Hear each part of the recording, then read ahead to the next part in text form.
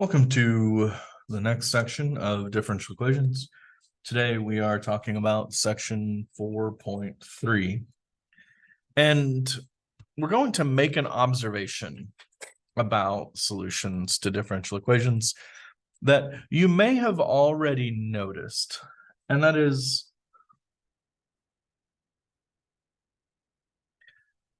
if I give you the differential equation y dot, let's throw in a constant here, ay dot plus by equals 0. Just in general, this differential equation. In every instance, this is separable. We get y dot is equal to negative b over ay. So 1 over y dot is equal to negative b over a, which we can now integrate and get that y is equal to some constant e to the negative b over a t, if t is our independent variable. A lot of the differential equations we've been dealing with have had solutions of the form y equals some constant e to the rt. And our trick has been figuring out what r is, even when we've had to use integrating factor. Right, if I've got ay dot plus by equals 0, this gives me y dot plus b over ay equals 0, which I can solve using integrating factor.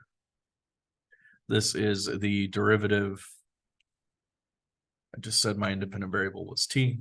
So the derivative with respect to t of e to the b minus a t y, and that equals 0.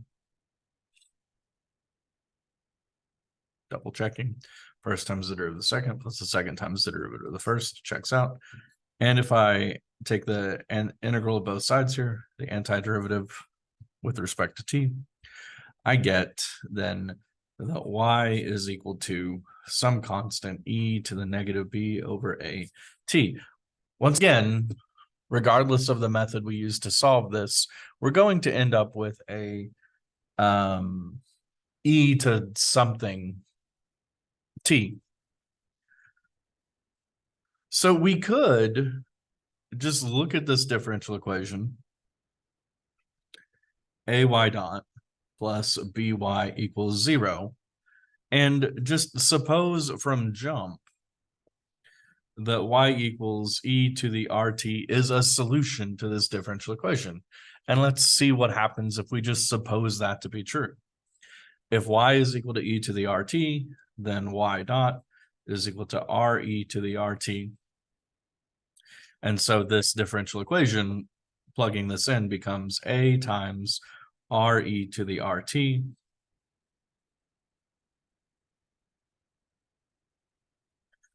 plus b times e to the rt is equal to 0. Factoring out the e to the rt gives us ar plus b. And now I have this product must equal 0. Well, e to the rt is never going to be 0. So this means that ar plus b must equal 0. And so r is equal to negative b over a. Using this supposition that our solution looks like e to the rt, and plugging it in, we can find out what that r value is. So if I gave you something like 2y dot plus 5y equals 0, and we wanted to solve this differential equation, yeah, this is separable. We could separate it and then integrate both sides. We can use integrating factor here. Or we can just say, I'm going to suppose that y is equal to e to the rt, which means that this becomes e to the rt times 2r plus 5 equals 0, which means that r is equal to negative 5/2. So given that our solution is of the form y equals e to the RT, we know that r must be -5/2. So our solution y of t is equal to some constant e to the -5/2 t.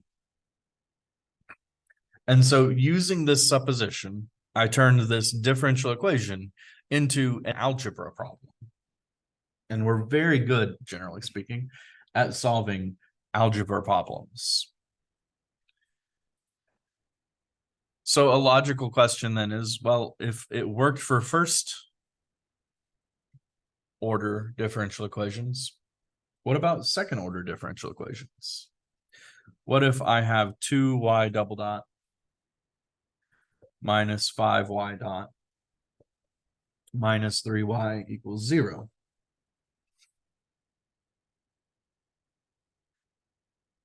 We will again suppose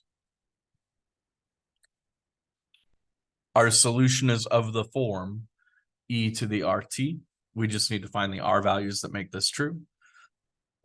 That means that y dot is re to the RT, and y double dot is r squared e to the RT.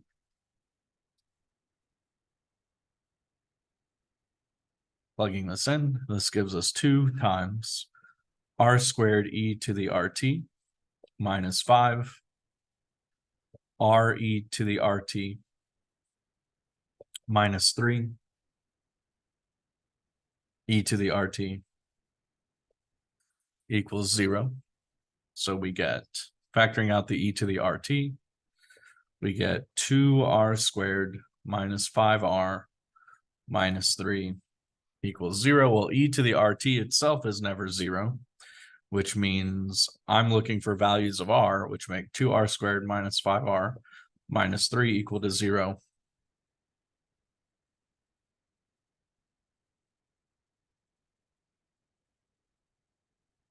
This has solutions. Use whatever method you want to, factoring or quadratic formula, whatever you feel like. But this has solutions r equals -1/2 and r equals 3. So given that our solution looks like e to the RT, we got 2 values of r that make this true. So if I arbitrarily let y1 be equal to e to the -1/2 t, I have one solution. And remember, given one solution, we have a way to find the second solution. We can use reduction of order. But if we went through the whole process of using reduction of order like we did on the last video, where we let y be equal to u times y1, and then take the first derivative, second derivative, plug it all in, what we would end up with when we were done is that y2 is e to the 3t. E to the 3t. E to the -1/2 t. So solving this algebraic equation gave us the form of our solutions. So in general, our solution looks like y of t is equal to c1 y1 e to the -1/2 t plus c2 y2 e to the 3t. And so again, making the supposition that y equals e to the RT, we were able to turn this differential equation into this algebraic equation. You might be looking at this and saying, well, we can skip this entire preamble because I can just read this off. This is 2r squared minus 5r minus 3. I don't disagree. In fact, this boxed algebraic equation is so important, it is called the characteristic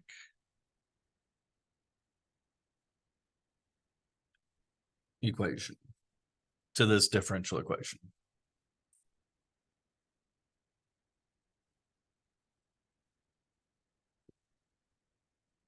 So going forward, often when given a differential equation we can solve using this supposition, we're just going to translate it immediately to this characteristic equation and then solve that characteristic equation. From this, we can construct the general solution. Let's explore the power here.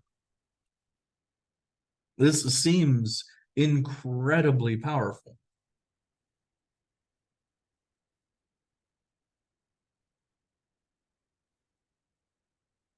So let's say we have y double dot plus 4y dot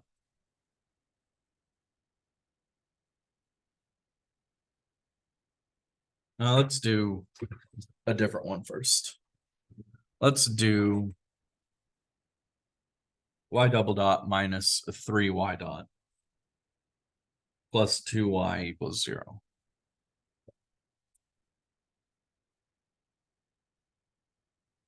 Let's rewrite this using the characteristic. Its characteristic equation is r squared minus 3r plus 2.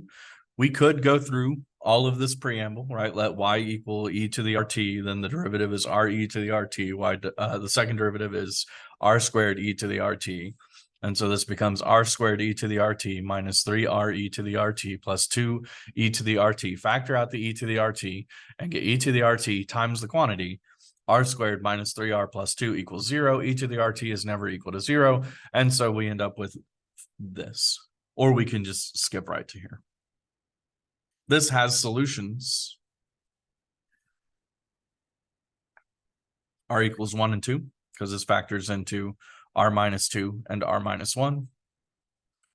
And so we can say the general solution to this differential equation, the two parameter family of solutions to this differential equation is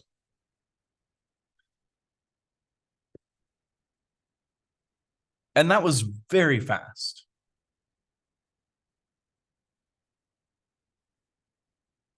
Let's step it up a notch.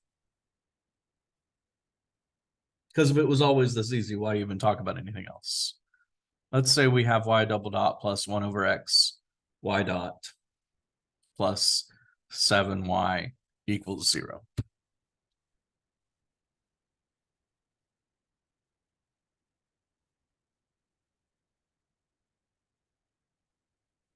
Well, now, even if I'm able to translate this into a characteristic equation, I would get what? R squared plus 1 over x r plus 7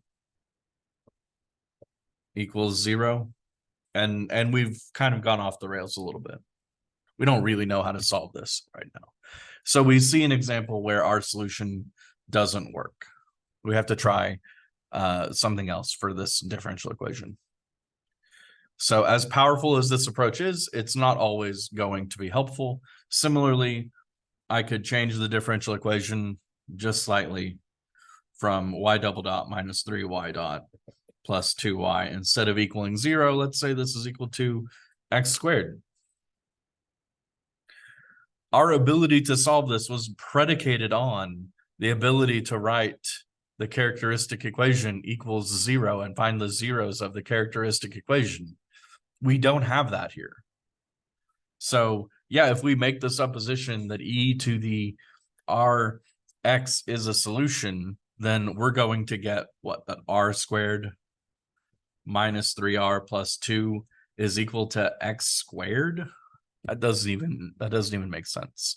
So again, we see an example where this solution doesn't work. So there are specific instances where this works. We see we need a linear differential equation. Order doesn't really matter, but it needs to have constant coefficients.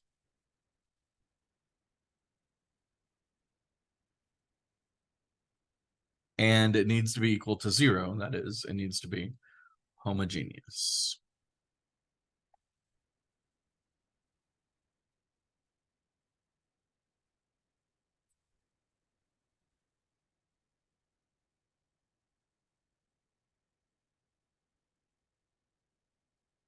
All right, I'll see you for the next video.